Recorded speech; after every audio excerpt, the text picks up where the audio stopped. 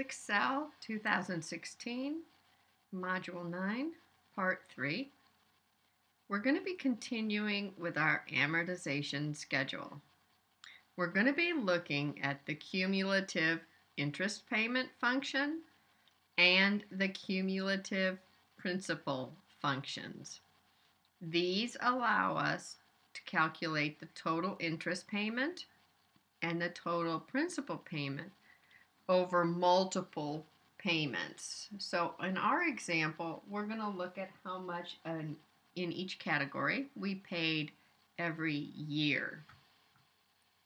So let's get back into our workbook.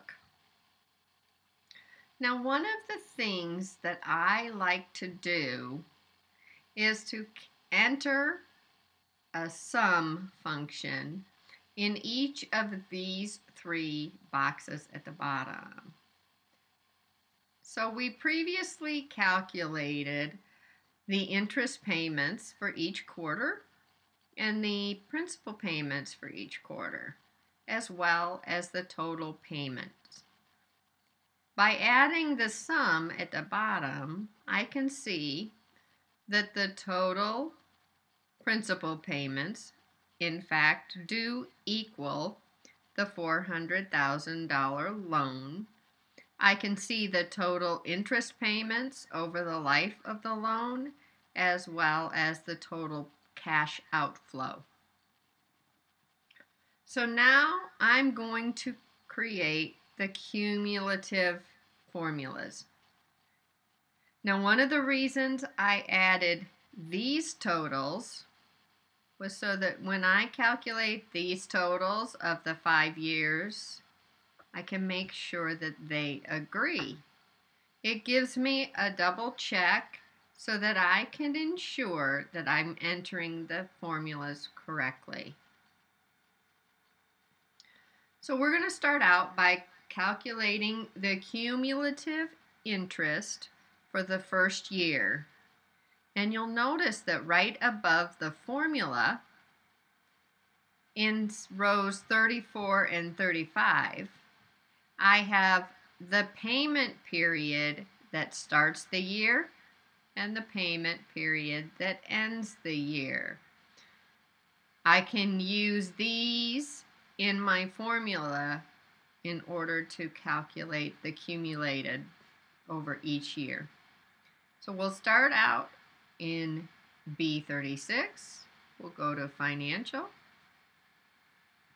and you're going to find Cumulative IPMT. You will have to go all the way up to the top and select some of the pieces of information from this basic loan information that we had at first. You will also have to pay attention to absolute versus relative referencing because we are going to be copying these formulas. So the rate is going to be up here in D5, and I do want that to be absolute. When I copy the formula, I do not want that to move. The same way with the number of periods, it's in F5 and it needs to be absolute. Also, my present value in A5 must be absolute.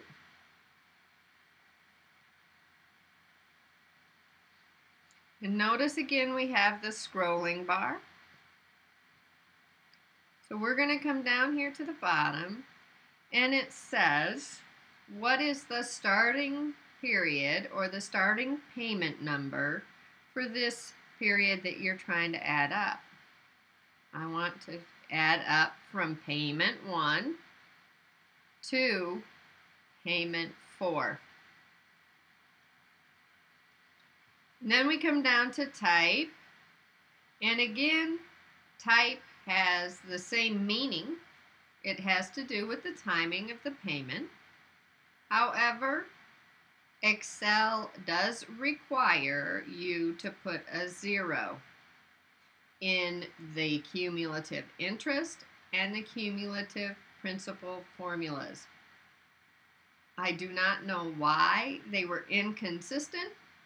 My guess is a different person wrote that part of the program and they just made it different. So you have to put a type there of 0 if it is 0, or you will get an error message. It won't even calculate.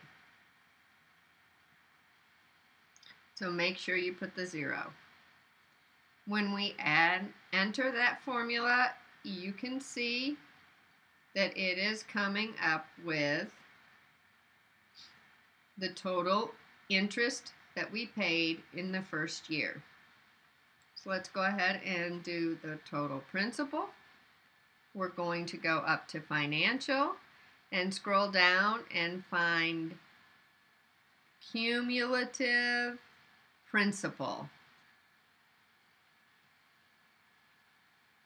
Now again, we have to go all the way back up to the top, and we're going to find the rate, which we need to be absolute,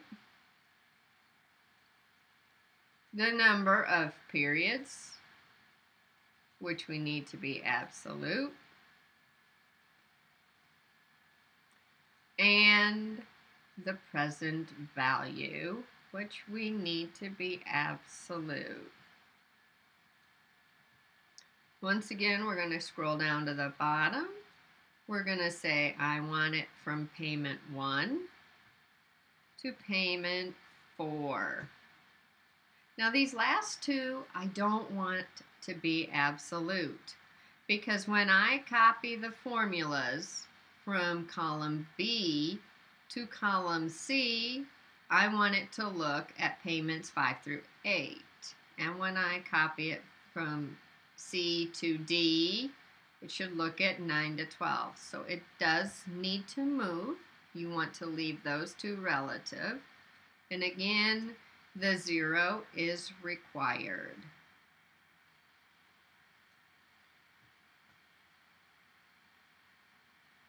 So then let's take a look here.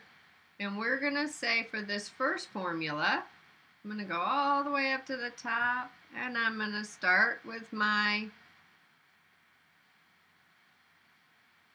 oops, I forgot the equals. Okay, so I'm going to say it's equal to my very beginning loan amount. And what I want to do is I want to subtract the principal payments that year so I can see what's left. But since the payments are negative, you need to add. Again, you should make sure the number is going down.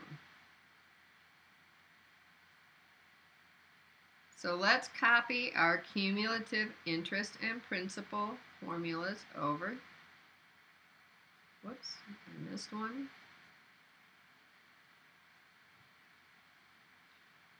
Now, I'm going to do an auto sum in both of those cells. So I'm going to highlight both of them, hit auto sum, and it fills in.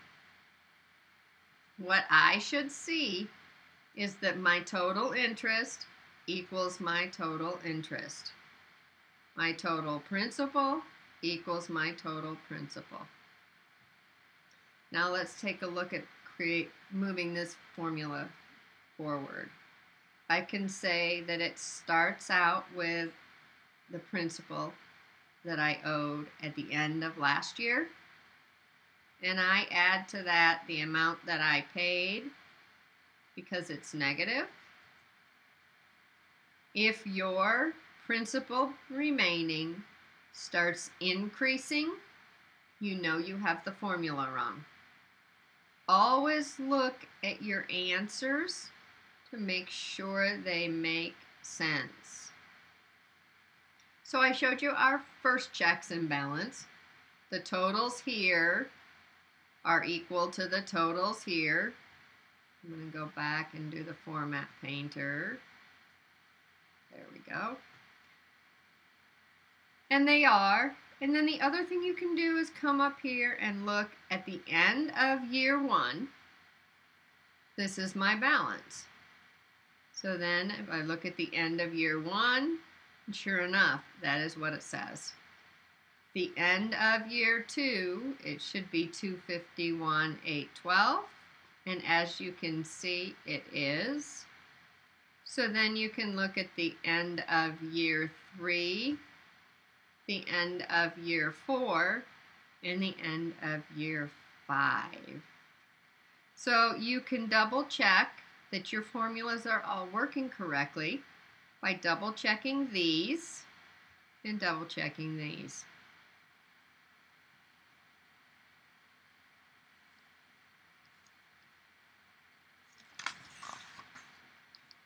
Now we would want to see that this information would then flow into our income statement and our balance sheet, and so we'll be looking at those a little bit later.